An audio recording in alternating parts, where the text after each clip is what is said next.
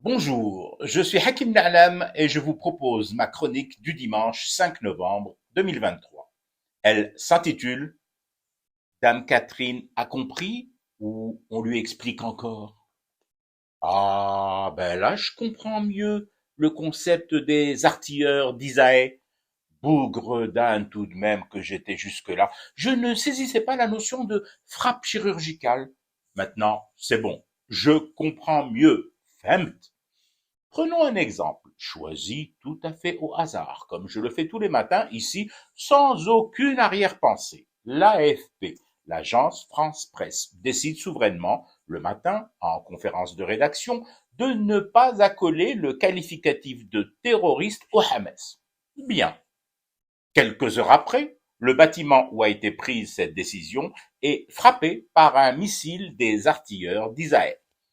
Voilà, voilà raconter aux nuls que nous sommes l'histoire pourtant simple de la frappe chirurgicale. Tu ouvres ta gueule dans le mauvais sens des vents dominants et hop, un missile dans ta tronche. Ça calme du coup. Oui, ça doit vraiment calmer parce que ensuite j'ai entendu la colonna, celle qui s'était rendue l'autre jour en Israël pour y affirmer que Netanyahou avait le droit de recourir à tous les moyens dans sa guerre contre le Hamas. Je l'ai entendu demander cette fois, d'une voix fluette et bridée, des explications à Israël après ce tir contre l'AFP. Elle a même osé se déclarer perplexe. Téméraire, la Catherine. Ma chère Catherine, pourquoi perplexe? Mais Bibi est là pour t'ôter de tout doute et il va t'expliquer et tu vas comprendre. Elle kiffe. Concentre-toi, Bark. Le pilote du bombardier marqué de l'étoile de David s'est levé le matin, comme tous les matins.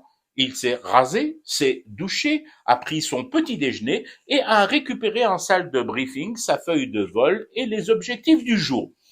Il a lu et s'est dit, oh, journée pépère, un bâtiment, un seul à dégommer, comme dirait Macias, celui de l'AFP.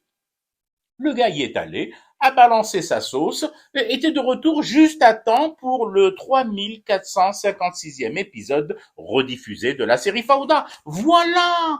Ben alors, Madame Colonna, c'est clair là, non? Il n'y a rien d'autre à comprendre. C'est de la chirurgie. Je dirais même plus de la chirurgie réparatrice. Elle répare les petites erreurs, les légers défauts et corrige. Ah, ça pour corriger, elle corrige. Regarde comme le Guterres, secrétaire général de l'ONU, a été lui aussi corrigé dans la foulée.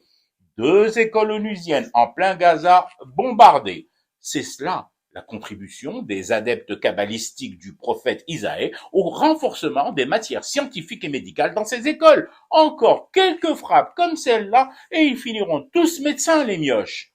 Alors, alors ma Catherine, ça va mieux maintenant.